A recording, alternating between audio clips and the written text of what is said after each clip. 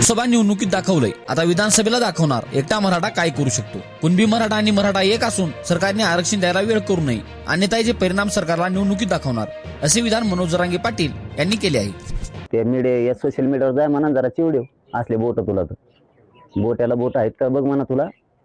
हा तेच कोण येते घसले आडणं होते गोंडेन बोटेन खोंडेन काही येते गचपाणी कुडून आणले तर कुडून येते भाजपाने सापडून दलिंदर कुडून आणली ती घाण सगळ्या दुनियाची नाही मराठ्याच्याच मागा लागत त्याला माहिती आहे का उद्धव ठाकरे सरकारमध्ये काय झालेलं आहे। उद्धव ठाकरेंना 60 महिने झोप होती विचार ना म्हणा जरा। षष्ठ पिंपळगावच्या आंदोलनाच्या टायमाला तो जन्म झालता का। षष्ठ पिंपळगावचं आंदोलन मॅच केलेलं आहे म्हणा मा झालता मग तवा जन्म मी केलं तर म्हणल्यावर आता तो झालता का बघ तू घरच्या विचारून बघ तो झालता का नाही तर तो कोणी असला तर बघ फडणवीसला विचारून तर माहित असतं सगळं।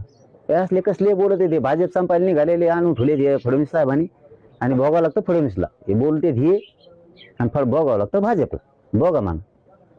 इकडे आल्यावर म्हणजे काही भाजपचे आमदार असतील इथे येत आहे इथं आल्यानंतर सकारात्मक चर्चा करतायत आणि तिकडे काही आमदार खासदार जागा धरायला आहेत मग बोलणार त्यांना जागा धरायला जातात पुढे जाऊन त्यांना लय मजा लागते। त्यांना आता लोकसभा झाली विधानसभेला कळण मराठा कायची एकटाच 50-55% मराठा सगळ्या मतदानाची एकटा पाठपुर येतोय एकटा आणि काशे मतदारसंघ येतं तिथे मराठी काही मतदारसंघात लाखाच्या पुढेच आहेत। 3 दिवस झाले आम्ही तेच नियोजन करतो मला दम निघत नाही तुम्ही विचारल्याशिवाय राहत नाही तर आमचं जरा गुपित चाललंय बांधकाम।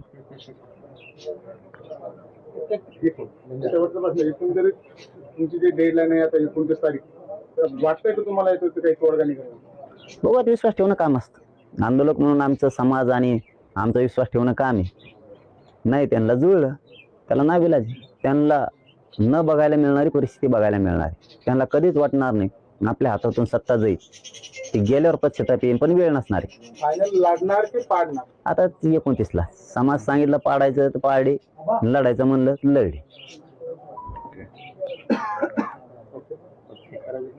केल्या आणि त्यांनी काय प्रतिसाद दिला ज्या पूर्वीच्या मागण्या त्याविषयी चर्चा झालेली की आपली पूर्वी ज्या चर्चा होत्या की 83 क्रमांकाला मराठा आणि कुणबी एकच आहे कारण या राज्यातला कुणबी हा सगळा जो मराठा राहिला हा सगळाच कुणबी आहे परंतु ओबीसीची संख्या